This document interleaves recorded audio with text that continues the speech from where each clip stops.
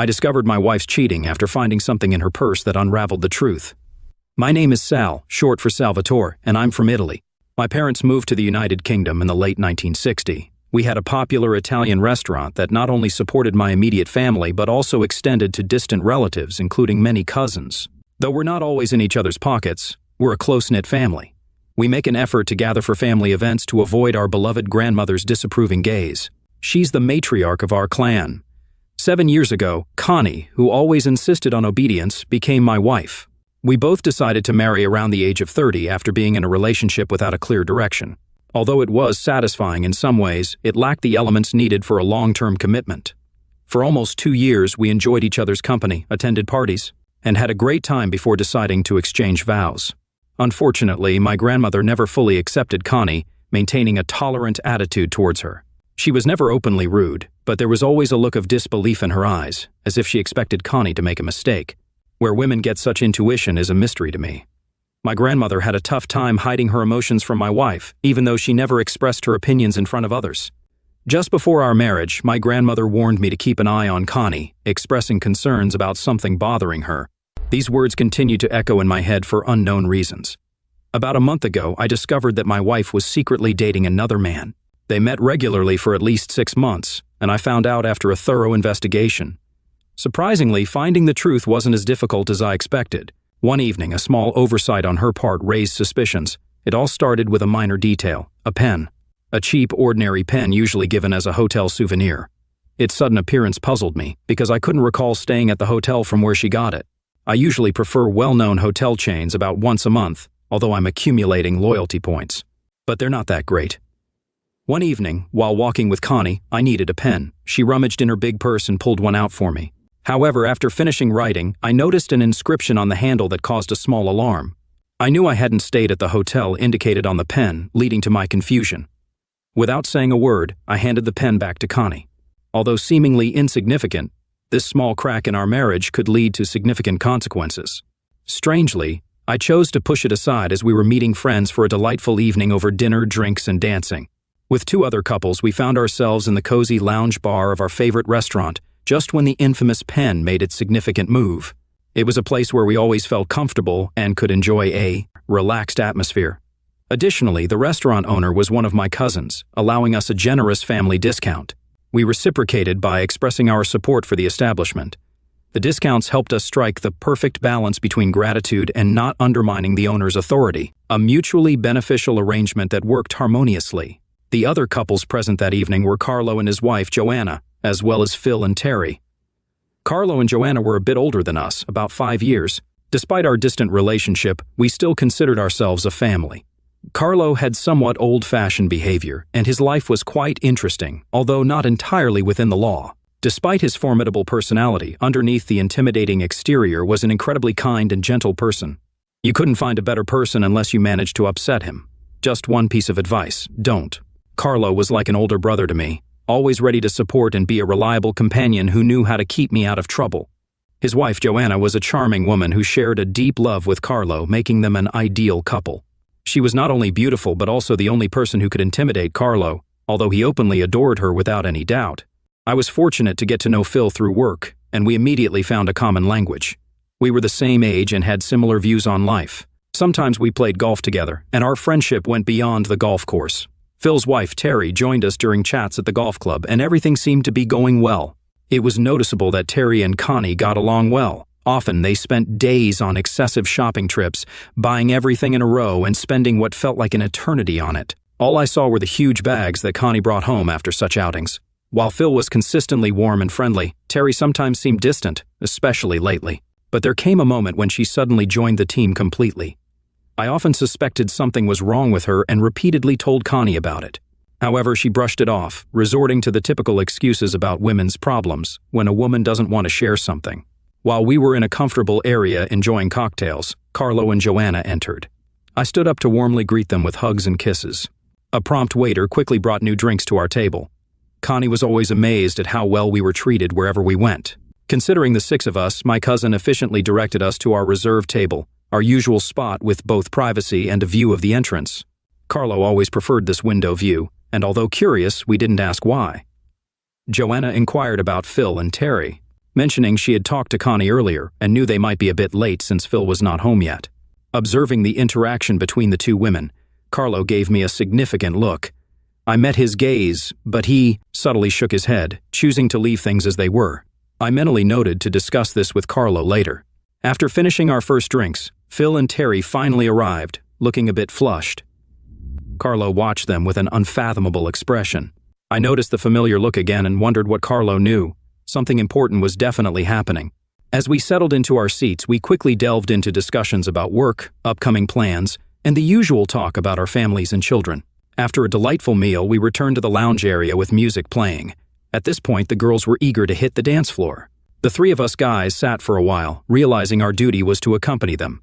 Carlo took the lead and escorted Joanna back to our table after the first song. Glancing around, I noticed Phil and Terry still on the dance floor, but there was an awkwardness between them. I quietly asked Connie if they were okay. She replied, "I think so." Terry didn't talk about anything. A second look at her made me realize something was definitely wrong. Phil and Terry joined us at the table, but Terry quickly excused herself, saying she needed to go to the restroom. Carlo casually asked Phil if everything was all right. Phil calmly replied, "Yes, it's fine, just maybe a little too much." He signaled to pour more, and the waiter brought a new round of drinks before the women returned. The nonverbal signs revealed true feelings. Connie's gaze conveyed anxiety, and Carlos subtly nudged me, hinting at hidden knowledge. He winked, confirming he knew something important. To ease the tension, we continued changing partners for a few more dances, but as we prepared to leave, I noticed Connie talking to Phil at the other end of the hall. This extra detail of the evening didn't escape my notice. I thought about asking her later, but changed my mind. After saying goodbye, we took separate taxis. Curiosity got the better of me, and I couldn't resist asking about Phil and Terry the next day. "What happened to them?" I asked directly. She reassured me everything was fine, but as she looked out the window, I felt something was wrong. Not understanding what exactly was the matter, I decided to contact Carlo the next morning. That night, Connie tried to reassure me with closeness, reminding me of her love. However, an odd feeling persisted. Something was amiss, but I couldn't pinpoint it. "Darling, always remember that I love you too. You are my wife, and no one will ever separate us. I will never give you a reason to doubt it." Hugging her tightly, I showered her face with kisses, and we fell asleep. Yet the unusual events of that evening lingered in my mind. Realizing I needed to contact Carlo first thing in the morning, Connie went to the gym early the next day. Aimlessly wandering around, I drank refreshing orange juice, attempting to clear my clouded mind. Sitting at my laptop, I began searching for the hotel engraved on the pen handle in Connie's purse. After a thorough Google search, I discovered its location conveniently close, but on the other side of London. I noted down contact details, and my skepticism led me to study the hotel's history for potential clues. Unfortunately, my investigation yielded nothing significant. I was ready to leave. I called Carlo, expressing my concern about Phil and Terry. The unease in my voice must have been apparent as I asked, "What's up with Phil and Terry? Should I be worried?" Carlo suggested meeting at his brother's bar at noon to discuss it face to face, urging me to come alone. Assuring him, I agreed, and the call ended, leaving me with a growing sense of anxiety. As the day unfolded, I shared my plans with Connie, assuring her it wouldn't take long. Her curiosity led her to inquire, "What does he want to say?" The concern in her eyes mirrored the growing unease I felt. A sense of foreboding accompanied me as I drove to Carlo's house. Carlo greeted me and, without words, gestured for me to follow him. We navigated through the bar, entering utility rooms until we reached a secluded, office-like space. As we sat on opposite sides of a large oak table, Carlo's solemnity was palpable. He began, "I promised your father I'd always protect you, and I intend to keep that promise, but what I'm about to tell you will be hard to hear." The pain in his eyes heightened my apprehension, and my thoughts raced, anticipating the revelation's gravity. Carlo handed me a large manila envelope, emphasizing the weight of the moment. "Remember, I'm here for you, okay?" The deliberate movements and the suffering in his gaze hinted at the seriousness of what lay inside. Opening the envelope, glossy photos unfolded, revealing my wife in different poses with another man in a shabby hotel room. Shocked, I could hardly process the sight before me. Carlo's voice broke through my awareness haze as my marriage unraveled before my eyes. Tears streamed down my face and I locked eyes with Carlo, desperate for answers. How? When? Who is he? The torrent of emotions, shock, fear, and anger, swirled within me as I clung to Carlo's promise of support in the midst of this unexpected storm. Carlo stammered, his voice trembling as he informed me about Connie's suspicious actions. He had heard rumors a few weeks ago, but only gathered concrete evidence recently. Before our recent date, he discovered some unsettling details. According to him, Connie was spotted in a restaurant in South London with a man who seemed overly friendly. The familiarity between them suggested a connection to Tony Drew, Phil's brother. Recalling our night walk, Carlo pointed out the exchanged glances between Phil, Connie, and Terry, which now made sense, confirming my suspicions. He mentioned seeing Connie's pen from a hotel in London. I inquired if it had happened there, and Carlo nodded in agreement. Expressing my determination, I told Carlo that my assistant had been monitoring their actions since the beginning of the previous week. I wanted to confront the man face to face, but Carlo cautioned against rash actions that could lead to serious consequences. He advised divorcing Connie and leaving him to handle the situation.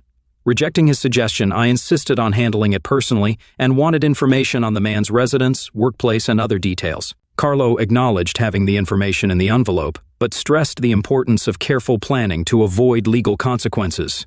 He proposed a strategic approach to eliminate any possibility of ending up in prison and asked for my agreement on the plan. It seems the person in question is currently single but has been through a divorce. Even though he doesn't have kids, he seems to prefer women, especially those who are already married. Maybe he's not into commitments. What are your thoughts on this? How well do you get along with your friend Phil? Carlo asked. I'm asking because he behaved oddly at the restaurant where Terry and your wife were. I've been keeping a close eye on him and suspect he might be aware of what's happening. If that's true, can we still consider him a friend? I noticed that too, I replied, and I'm starting to suspect his wife is involved in this, judging by their behavior. I see no reason to continue being around them more than necessary. So I think we should end this as soon as possible. If this was an isolated incident, I might not have paid attention, but after seeing it, I can't forget about it. It's all too overwhelming. Every time I see her, these images will haunt me. No, I can't forgive or forget. I understand, Carlo said, but in the current situation, you should prioritize your own protection. Taking the time to plan ahead will be helpful, even if it requires some patience. Trust me, you're going to need retribution. I informed Carlo that I needed time to carefully consider the situation, expressing my desire for both Phil and Connie to suffer. Leaning in, Carlo placed a business card in front of me, explaining that it belonged to an experienced specialist who was already informed about my situation. He encouraged me to call the specialist and convey what needed to be done, assuring me that he was also our cousin. Carlo chuckled at the connection between the specialist and our family. We have cousins everywhere, he joked. I couldn't help but chuckle as well. We continued to discuss our plan for another hour until we decided on a course of action. I dialed cousin Carl's number. We agreed to postpone its execution until all preparations were completed. Meanwhile, I had to find out the extent of Phil and his wife Terry's involvement in the situation. Leaving Carlo behind, I drove slowly back home. After parking the car, I went to the door, but there was no sound inside. Connie was not there. In the kitchen, I found a note on the table indicating that she had gone to Terry's. Understanding the message, I discarded the note and promptly contacted Carlo, informing him of Connie's claim. Despite her assertion, my surveillance revealed that Connie was currently at Phil and Terry's house, though Terry herself was absent. As mentioned earlier, I had someone keeping an eye on her, and he'd continue to do so. Later, 3 hours passed, and Connie finally returned home. Greeting me, she kissed my cheek and headed to the kitchen. When she inquired about my day, I mentioned Carlo's plan without divulging details. Observing her expectation for more information, after a minute of anticipation, she asked about the discussion. I replied that it concerned a cousin's personal file requiring permission and involved suspicions about a wife's behavior, seeking advice. Noticing the change in her expression, I smiled, acknowledging her attempt to appear nonchalant. Nevertheless, I reassured her that everything would be resolved in the end. She turned away, and the rest of the weekend dragged on slowly. Despite the strong desire, I could not bring myself to make love to her. I couldn't help but look at the photos that Carlo shared with me, where she is captured with Tony. I was surprised how she could continue a relationship with him and still behave completely normally around me. She had an exceptional talent for deception and acting, far surpassing all my ideas. Saturday night passed without any major problems, but on Sunday night, her body language made it clear that she wanted closeness. I kissed her gently, but the image of her with Tony wouldn't leave my mind, making me doubt that she really could only be mine. It felt like a betrayal. We both lay in bed in silence, lost in our thoughts. As soon as she fell asleep, I quietly slipped out of bed and went downstairs. I was sitting at my computer, immersed in work, when a message from Carlo caught my attention. Looking at my watch, I realized that it was about 1 a.m. Everything seemed to fall into place and completely coincided with our previous conversations. Feeling confident in my abilities, I came to the conclusion that now it remains only to plan a short trip with an overnight stay on Wednesday, and it will be possible to get down to business. I quickly replied to Carlo's message, confirming my agreement, but sleep did not come, and anger boiled inside me. In the morning, after a quick shower, I got dressed and went downstairs. Connie greeted me with a warm smile and served me a delicious breakfast, coffee, and toast. She settled into her seat and sipped her coffee delicately. I mentioned that I had to go to Leeds on Wednesday, and as I spoke, her eyes met mine over the rim of her cup. Sensing her thoughts, she casually inquired if I would only be gone for one night. I affirmed, but added that I wouldn't return until late Thursday night. Her gaze intensified as she asked if this was related to Carlo and the cousin I had mentioned, suggesting he might need support. Expressing my unease about Carlo, I admitted uncertainty regarding the kind of help he could provide. Reassuringly, she mentioned that I might be surprised, highlighting Carlo's formidable problem-solving abilities. Observing her pale expression, I realized she was actively formulating a plan in her mind. Glancing at my watch, I stood up from my seat, signaling the start of the workday. "It was time for me to leave, my dear. Take care of yourself and behave while I'm away," I said. I went to a meeting with a lawyer, discussed options for an hour, and signed the necessary documents. The lawyer already had copies of the envelope's contents. He assured me everything would be ready by Wednesday afternoon. Confirming our agreement, I hurried to the bank and moved all our savings to a new account in my name. Additionally, I sent a significant amount to Carlo, asking him to hold it for me. I left the current account alone, covering our bills, but we had almost no extra money. I emptied our safe deposit box of cash and jewelry, opening a separate account only in my name at another bank. I also decided to stop her allowance, thinking it would put her in a tough spot by the end of the month. Happy with my day, I entered my office and went about my usual work. Sadie, my secretary, was an invaluable assistant, handling work competently, maybe even more so than me. During a momentary break in signing documents, I noticed Sadie looking at me. Turning my chair, I faced her.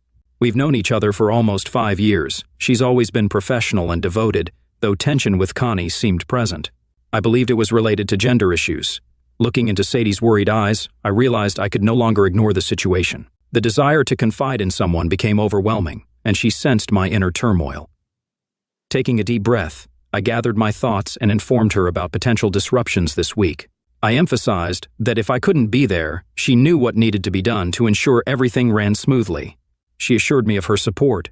Curious if she could assist further, Sadie turned around, a refined and intelligent woman of about 40 whom I trusted implicitly. Confessing to her, I revealed that Connie was cheating on me. Clearly taken aback, Sadie expressed her disbelief and asked if I had concrete evidence. Tears welled up in my eyes as I nodded in confirmation. Feeling my pain, Sadie hugged me tightly, providing the comfort and support that seemed absent at home. Tears streamed down for the first time since I received the devastating news a few days earlier. She held me until I regained my composure. Looking into my tear-filled eyes and reassuring me of my goodness, she encouraged me not to let anyone tell me otherwise. Concerned about my future plans, she inquired about my intentions. Determined, I stated my decision to file for divorce and end the relationship completely. Despite my hesitation, I made it clear that I didn't want to involve her or anyone else. Worried, Sadie urged me to be careful and pleaded for a promise not to do anything rash. The rest of the day felt like a drag, each moment seeming like hard work.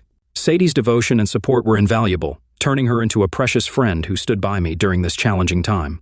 Her husband, whoever he was undoubtedly lucky. She fearlessly protected me from any threats, dealing with them with her usual flair. I heard her push someone away with a stern warning, making me smile. I was pleased to have kind-hearted people like her by my side. When I got home, sitting with Connie and watching TV, the phone rang. She took it to the hallway to answer. Although I heard her speaking softly, the conversation remained unintelligible. After about 5 minutes, she returned. Curious, I inquired about the phone call. Connie dismissed it as unimportant, mentioning Terry discussing her claims and Phil initiating another pointless argument with a hint of annoyance in her tone. "I hope they find a way to reconcile," she added. Sensing my confusion, I asked, "What do you mean?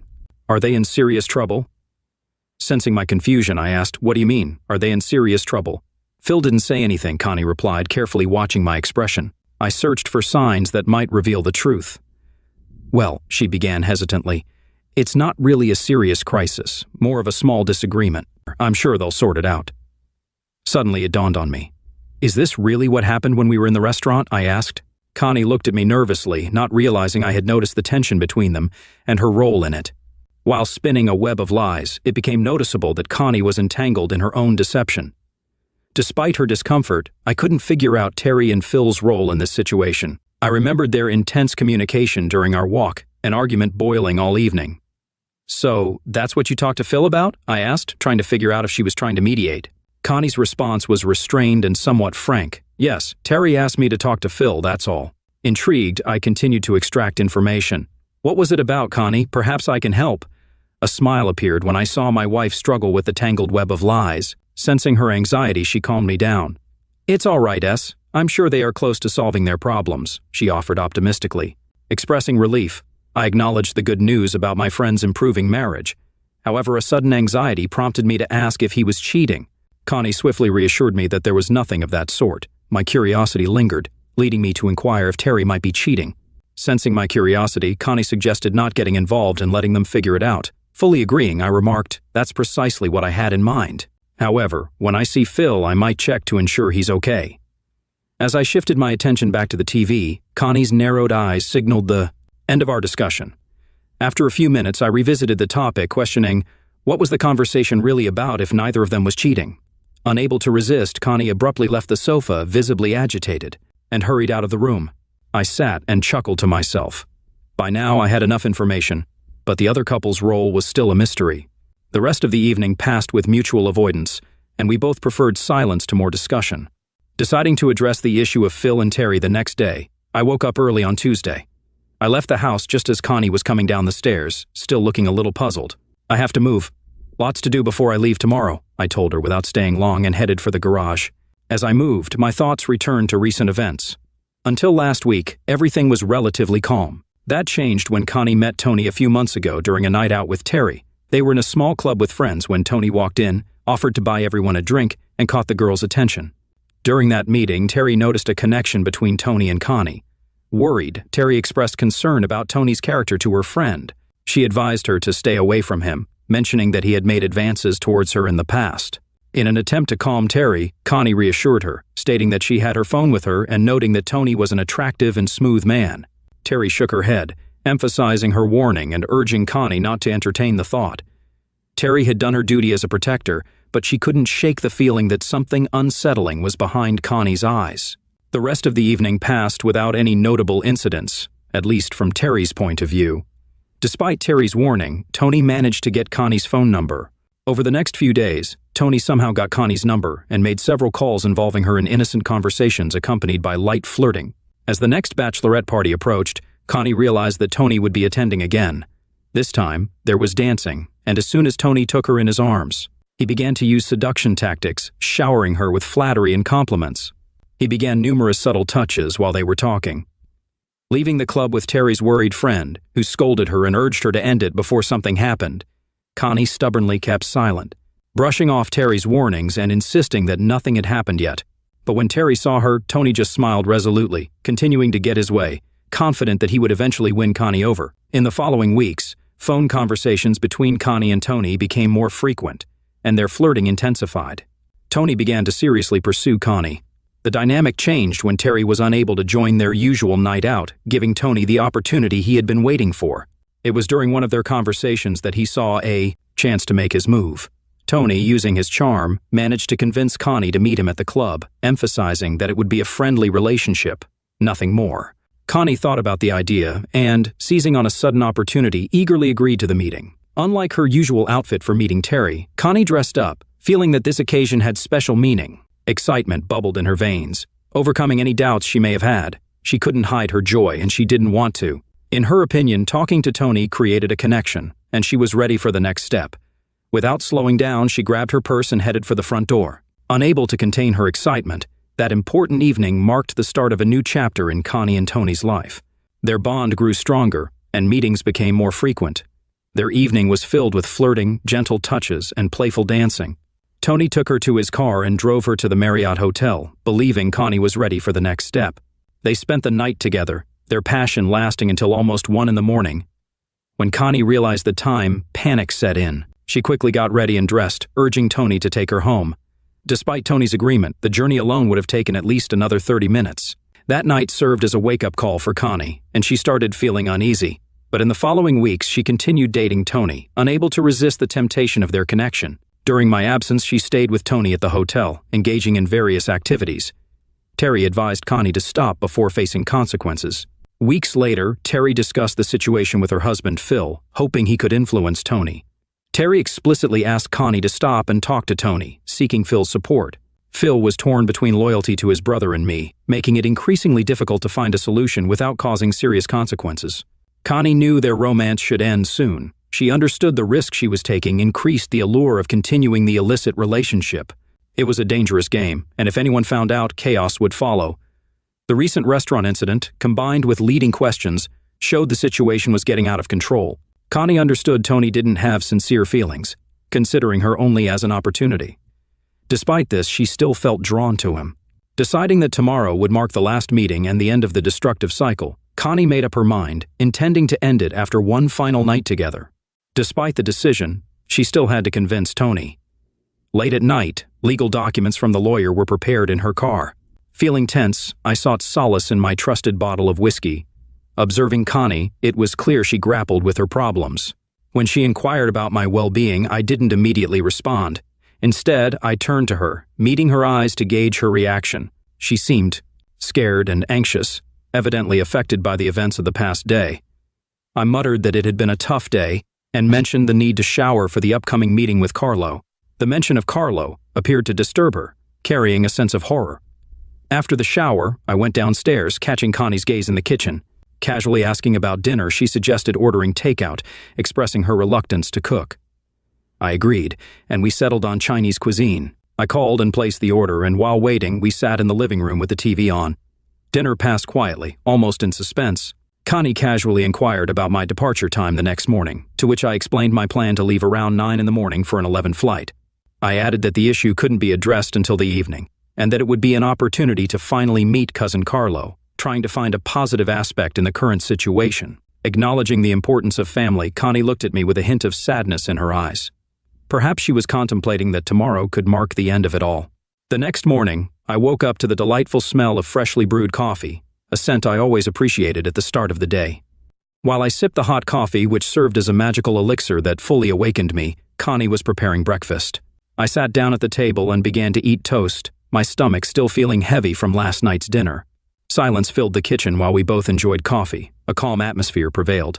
We exchanged fleeting glances, but quickly averted our eyes to avoid giving ourselves away. The atmosphere was tense, and we both wanted it to be over. Checking my watch, I realized it was time to leave. Urgently, I mentioned that I had to go and pick up Carlo from home. As I passed Connie, she looked at me with a smile and wished me a safe journey and a speedy return. Moving forward, I felt a weight lifted from my shoulders, and tears welled up in my eyes. With a deep sigh of relief, I turned the steering wheel and drove away from my wife, deciding not to look back. My face was flooded with tears, and my heart was heavy with grief. It was a day of reckoning, the culmination of it all. A few minutes later, Connie picked up the phone and listened to the beeps in her ear. She whispered that I was gone and asked if the plan could still proceed that night. The response was affirmative, with assurances of making the night unforgettable. Connie explained that she had convinced Phil to leave them alone and shared that he was becoming increasingly upset with her. She inquired if he had mentioned anything to me, and the answer was affirmative, but she had instructed him to mind his own business. Despite the challenges, she expressed eagerness for the night ahead and shared the arrangements for their meeting at the same room as last time. Ending the call, the man couldn't help but smile. He quickly composed a text message with the details of the lovers' date, collected his listening equipment, and left the place of observation. Carlo looked at the message, a grim smile appearing on his face. He expressed concern about the situation and questioned my certainty about it. I assured him of my love for Connie and my determination to make her understand the gravity of her actions, even if it meant enduring lasting consequences with her lover. With some time before the action started, we decided to have a snack. Carlo dissuaded me from reaching out to Terry and Phil, emphasizing the potential legal consequences if they became aware of my awareness. He assured me that there would be time to address that later and asked me not to worry. Leaving the bar, I was introduced to Carlo's brother Alfredo and his daughter Alicia. Alfredo apologized for his daughter's impulsive nature and explained that they can be assertive these days. Expressing understanding, I greeted Alfredo warmly, emphasizing the importance of family. Alfredo smiled and conveyed his regards to his wife and the rest of his family. A little after 3 in the afternoon, an incoming call signal was heard on my mobile phone. Glancing at the screen, I noticed that it was Connie. I greeted her and asked what had happened. She explained that she called to ensure I had arrived safely and inquired if everything was okay. I assured her that we were both fine and mentioned that we were having a late lunch before continuing on our way. Curious about her evening plans, I asked about her intentions, subtly concealing my true agenda. She mentioned that she was going to visit Terry and believed everything was fine there. I responded, trying to maintain a neutral tone. Continuing the conversation, I casually mentioned that I was planning to call Phil later, as I believed he was going out with his brother. Expressing curiosity about Phil's brother, I inquired about his personality. Connie offered a vague response, mentioning that she had only met him once but found him to be somewhat similar to Phil. With a brief farewell, I explained that we needed to check into the hotel before our evening meeting. Wishing her a pleasant evening and asking her to say hello to Terry, I ended the call. I looked at Carlo, and he sensed the hidden pain in my expression. He offered his support, acknowledging that it was done, and suggested we go meet the others. Leaving Alfredo at the bar, we proceeded to the private rooms, where Carlo introduced me to a group of 4 people familiar to him. He assured me of their trustworthiness, emphasizing that they had proven themselves countless times in the past. At that moment, Carlo's phone rang, and after answering the call, he nodded, relaying the message that we would be leaving in 5 minutes. Observing my watch, I noticed it was already 8. Time was slipping away fast. The guys left the room and headed to the waiting car. They grabbed a minibus to reach their destination. At the same time, Carlo and I went out the back door and hopped into the prepared Mercedes. This is how my story brought me to where I am now. We parked the Mercedes on a quiet street, just 200 meters from the hotel.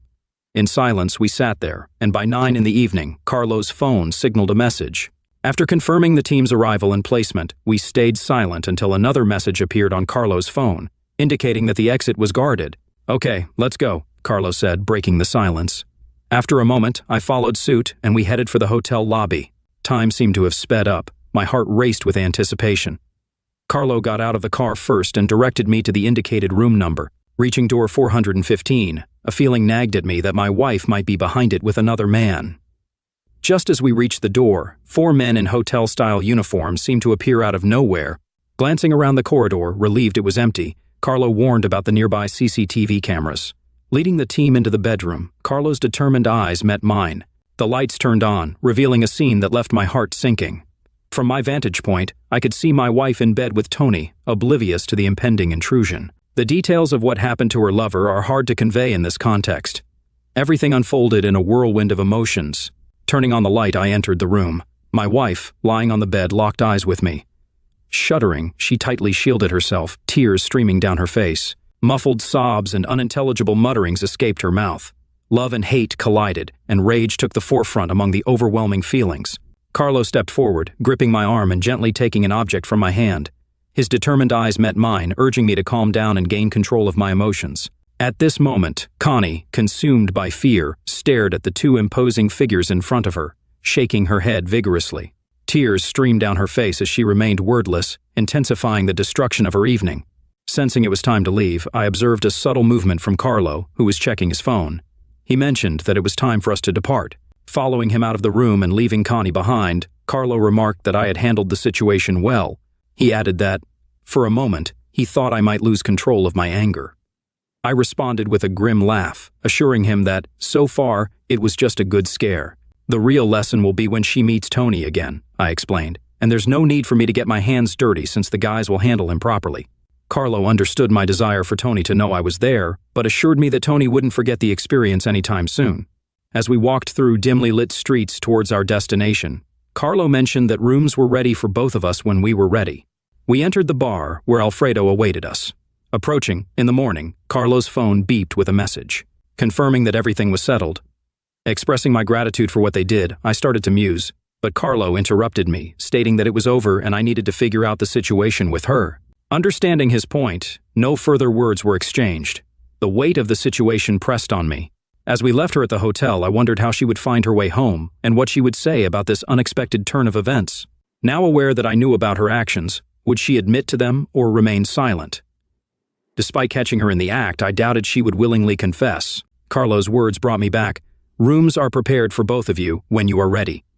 Unable to sleep, I replayed the events of the previous night in my mind, thinking through every detail. Thoughts of Connie filled my mind, and a heavy sadness settled within me. She was the love of my life, my everything, and now it's all been destroyed. The only way left was to face her and see how this would unfold. Divorce papers were already in my hands, with the official copy supposed to be delivered today. Returning home, she wouldn't have doubts about what I knew. A chilling thought crossed my mind. What if she doesn't come home? Uncertainty added complexity to an already turbulent situation. Now that she knew I caught her at the hotel, Connie would likely be afraid to return home. I realized I needed to take measures, possibly rescheduling the delivery of the divorce papers to wherever she could find refuge, maybe with Terry. Almost 7 hours had passed when Alicia abruptly woke me, informing me it was lunchtime and that I had 30 minutes. Carlo mentioned I had to catch an afternoon flight, so it was time to get up. Getting dressed, I saw a changed version of myself in the mirror, bearing the weight of recent events and signs of change. Sitting down with the others at the table, I sensed that the feeling of normality had turned surreal, yet oddly comforting. We shared a meal, talked, and even laughed. But time passed too quickly, and it was soon time to leave. Gathering our belongings, we headed to the waiting car. As we drove away, I gazed out the window, bidding farewell to the faces watching us. On the way home, I drove steadily and calmly. I dropped off Carlo, and Joanna welcomed him with joy, hugging him tightly like newlyweds. She then turned to me, offering a tight hug for comfort. Carlo reassured me, expressing his belief that everything would eventually be fine. Despite my speechlessness, his comforting hug offered a glimmer of hope. Departing with a plan to call later, I nodded in confirmation and drove home, attempting to avoid dwelling on empty thoughts. Upon reaching my front door and entering, an eerie silence pervaded the house. The heating provided warmth, but the cozy atmosphere was absent. With cautious steps, I explored the living room and kitchen, noting the emptiness and quietness. Checking my mobile phone, I found no calls or messages from Connie. Overwhelmed with disappointment and sadness, I sank into a chair in the living room. A photo of Connie and me on the mantel caught my eye, sparking anger. I impulsively threw the framed photo across the room as it crashed against the wall. The phone rang. With apprehension and curiosity, I answered the call, still carrying a residual tone of anger. "Hello," I responded. A hesitant female voice on the other end identified herself as Terry. Despite my harsh tone, she inquired about Connie, revealing that Connie was with her, upset and afraid to go home. Suppressing my anger, I asked Terry to let Connie talk to me. Advising Terry to ask Connie about the events, I listened as the conversation unfolded. After a while, Terry returned to the phone, expressing genuine concern for Connie, who remained silent. I instructed Terry to tell Connie that I would pick her up. In the background, I heard Connie scream, confirming my suspicions. Terry, uncertain of what to say, stammered, and I calmly acknowledged that I knew everything. Apologizing, Terry shared her unsuccessful attempts to stop the events with Phil. Expressing my sadness over the situation, I mentioned the impact on our friendship, but suggested avoiding further discussion. In response, Terry whispered an understanding acknowledgement and apologized once again. I took a deep breath, attempting to find some semblance of completeness in the midst of turmoil. With gratitude, I thanked Terry, acknowledging that our once strong friendship had been irreparably changed by the actions of those involved. Ending the conversation, I informed Terry that I wouldn't be coming for Connie, advising her to relay the message. I sternly instructed Terry that Connie's belongings would be packed and ready for her to collect, with a warning that any delay would result in disposal. Emphasizing that Connie no longer lived with me, I mentioned that some papers for her would be delivered to my address and urged caution in any actions or attempts to contact me. I stressed the need for careful consideration. Clearly and with strength, I spoke to Terry, laying out all the details and emphasizing that I hadn't heard from Connie since around 7:30 p.m. I anticipated some reaction after she received the documents, but according to Terry, Connie appeared very nervous when she arrived at their house. Carlo, finding humor in the situation, grinned, thinking about the upcoming day. I mentally listed tasks that needed attention. First, contacting my office to clarify work matters, then dealing with a locksmith, addressing banking issues, and handling logistics. Painful as it was to admit, the trust we once shared had completely vanished. Remaining in this relationship after the divorce papers were delivered last night was impossible. I expected to hear from Connie today, once she gathered her thoughts. But it was already 9 when a knock interrupted my thoughts. Upon opening the door, I found Terry and Phil standing there. Their unexpected presence cast a shadow in the room. Waiting in silence, Terry eventually spoke, expressing remorse for their actions. Acknowledging their request to come in, I gestured toward the living room. As they settled on the sofa, I took a chair, bracing myself for the necessary conversation. Curious, I asked, "So, what did you guys want to discuss?" Paying close attention to Terry and Phil, I listened as Phil began with an apology, admitting his failure to inform me about Connie's extramarital pursuits. Terry echoed his sentiments, expressing regret for being unable to reach Connie and prevent her actions. While their words evoked a sense of offense and betrayal, I recognized the sincerity behind their apologies. Wanting clarity, I questioned Terry about her statement that Connie didn't understand anything. Confused and concerned, I asked, "What do you mean, Terry? I was away on Wednesday, and when I called, Connie mentioned being left by Tony at a hotel. Are you suggesting something happened between them?" Phil, filled with concern, replied, "We're not certain. We tried contacting my brother, but there's been no response. Connie is unable to provide much information. All she said was that she felt tied up and that Tony had left her at the hotel." The growing anxiety within me intensified as I struggled to comprehend the events between Connie and Tony. Pressing for more details, I directed my disappointment toward Phil. "Come on, Phil," I urged. "She must have shared more than that. What happened? Clearly something went wrong. Did he misuse her?" Phil and Terry exchanged surprised glances, taken aback by the intensity of my anger. Summoning my strength, I redirected the conversation. I inquired about Connie's well-being after the delivery of the divorce papers. Terry affirmed this, describing Connie's emotional turbulence and the new outburst triggered by the documents. Connie's state of confusion and imbalance deeply affected her, intensifying my anger and fear for what traumatic events she might be withholding. Expressing my frustration, I asserted, "Well, she brought this upon herself. If she's hurting now, then so be it." Terry and Phil, taken aback by my intense anger, attempted to reason with me. Terry, with a cracking voice, urged me to consider reconciliation, emphasizing the severity of divorce and suggesting that I talk to Connie first. As I listened to Terry's plea, my anger began to wane, replaced by conflicting emotions. The decision ahead demanded careful consideration and open communication. Recognizing Terry's sincere concern as that of a true friend, I admitted to liking her despite their involvement. Terry's words compelled a serious approach. Deep down, I acknowledged that facing Connie was inevitable. Taking a deep breath, I decided, "All right, Terry, I will talk to her, but only after her belongings are removed from our house. It will be just her and me. I'll call her and provide details about when and where this conversation will take place. How does that sound?" Terry, overwhelmed with emotion, hugged me tightly, and I noticed Phil's confused and regretful expression.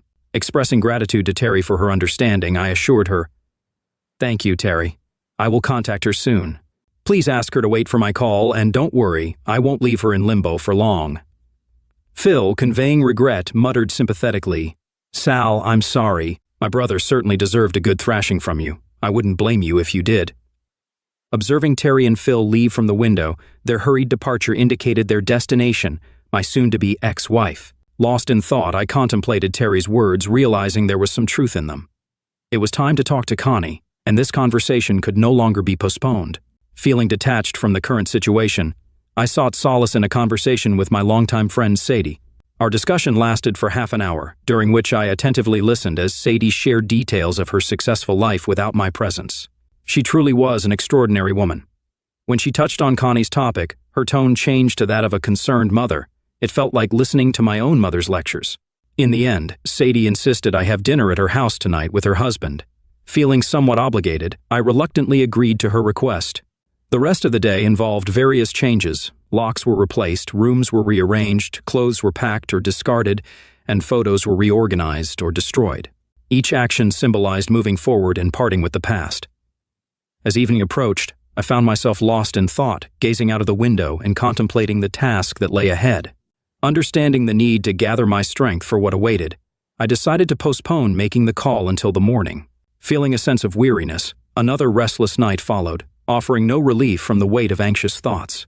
In the early morning, just before 7:30, an unexpected call disrupted the silence. Phil's voice came through, delivering news about Tony's condition. Apparently, Tony had been in the hospital for several days, injured but in stable condition.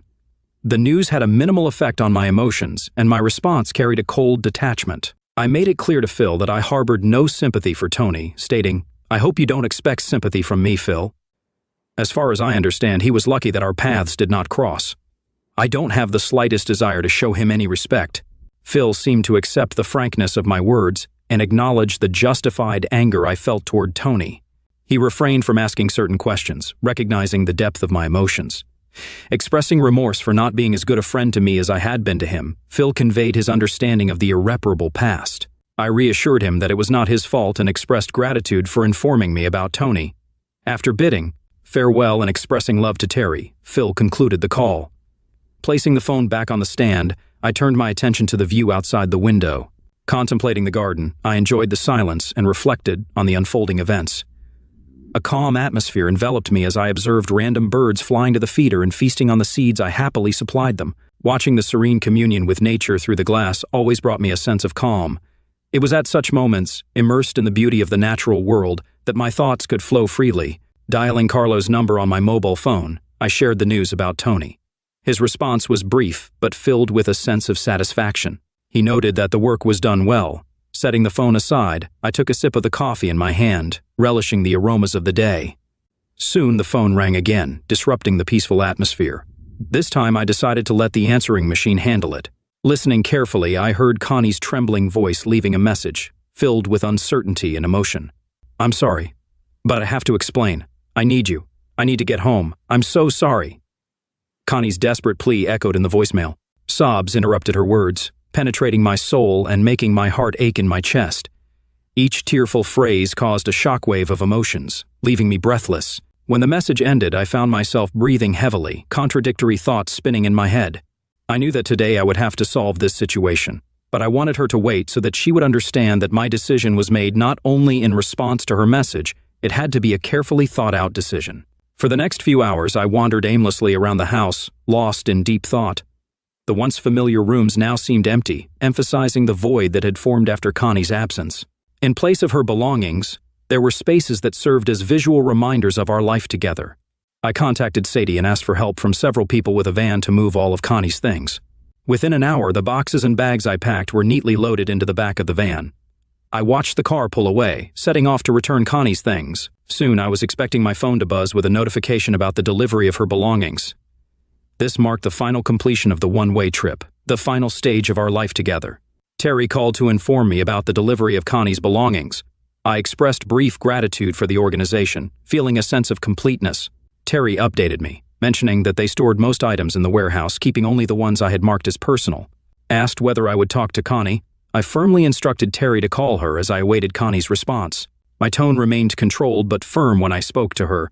I interrupted her attempt to apologize, stating, "Leave it alone, Connie. Now you have answers to questions you never asked yourself when you were busy with other things." Despite her desperate pleas, I made it clear that we had nothing more to discuss. Firmly, I stated, "This is where our journey ends. Do you really think you can tell me anything to help me deal with this?" Connie continued to plead, asking to come home and talk. Prepared to listen, though unable to promise anything, I responded with fatigue in my voice, "I'll listen, but I can't promise anything." I concluded the conversation, carrying the weight of her words in my memory. Her voice held pain, and I wondered if she could sense the suffering in mine. Leaning back in my chair, I reflected on our marriage and the happiness I thought we shared. Doubt crept in, questioning how well I knew her and whether my assumptions about our relationship were too idealistic. Delving into introspection, I realized I might still have a lot to learn about the person I thought I knew closely. Although I didn't suspect anything until that fateful night, it dawned on me that Connie might have engaged in similar behavior before. Taking a deep breath, I decided to approach the upcoming meeting with restrained emotion, mentally preparing for what might be the last act of our marriage. The doorbell announced Connie's arrival, and nervously, I opened the door. Time seemed to stop. It was our first meeting after that solemn night at the hotel, and the shock resonated within me as she entered the living room. A thin sigh escaped her lips, replaced by a strangled sob. She noticed the empty spaces on the walls, devoid of photos and cherished souvenirs that once adorned our life together. Standing in front of me, covering her mouth with her hand, tears welled in her eyes. I stated coldly, bitterness in my voice, "Everything is gone." Pointing out the emptiness throughout the house, Connie expressed confusion. I reiterated that I never wanted this to happen. She pleaded, her voice shaking with remorse. I acknowledged that her actions had consequences, the result of her infidelity, extramarital affair, and connection with another man. In the ensuing silence, Connie sat down on the sofa. With a stern expression, I pressed her to speak. She apologized, expressing regret and admitting her inability to resist, describing it as independency. Struggling with emotions, I wondered if there was still room in my heart for forgiveness. I then revealed that I had talked to Terry and Phil, gaining a fuller understanding of what happened, and expressing frustration with the lack of clarity on why it happened. She shifted uncomfortably, looking down at her feet, admitting that she couldn't answer why she got involved with a new and exciting person. I argued about the undeniable fact that she slept with him, consistently expressing my resentment and disappointment over the course of several weeks. Connie, laden with guilt, acknowledged that she messed up and expressed a desire to find a way to move past it. Changing the topic, I inquired about the whereabouts of the person she was involved with. Connie denied referring to him as her lover, explaining that she went on dates with him but emphasizing her love for me and apologizing tearfully for her terrible mistake. Listening to her plea, anger boiled inside me as I questioned her sincerity and trustworthiness. I pointed out her deceitful actions and questioned why I should believe anything she said. Connie, recognizing the extent of my pain and betrayal, continued crying, realizing the precarious state of our relationship. Demanding to know if I had communicated with my counterpart, I harshly questioned her, waiting for her answer. She tearfully revealed that she hadn't heard anything about him and expressed her reluctance to know more, considering him the one who ruined her life. Noticing the missing wedding photo, Connie walked around the room, observing the void left by the absence of memories. Emotionally drained, she sank onto the sofa, acknowledging the irreversible loss. The silence between us reflected the vast gap created by her actions. Pleading for a chance and expressing a note of defeat but hope in her eyes, Connie asked if there was really no chance for reconciliation. Taking a deep breath, I met her gaze, conveying a mix of suffering and resilience. Declaring that her betrayal shattered my heart and constituted disrespect for our feelings and those of our friends, I asserted that our marriage was over. I left her to face the consequences of her choices, urging her to sign the divorce papers and leave. Expressing finality and fatigue, I stated that everything ended with her, instructing her to leave my house in the city for peace. Sitting dejectedly, Connie absorbed my words and slowly stood to leave. I followed her to the door, watching as she opened her car door. When she looked back and apologized, mixed emotions stirred in me. Closing the door, I sealed not only her exit but also the end of our marriage. 2 days later, Carlo informed me that Connie had left the country, escorted by his people. Realizing she wouldn't find peace in the city, I felt a sense of closure,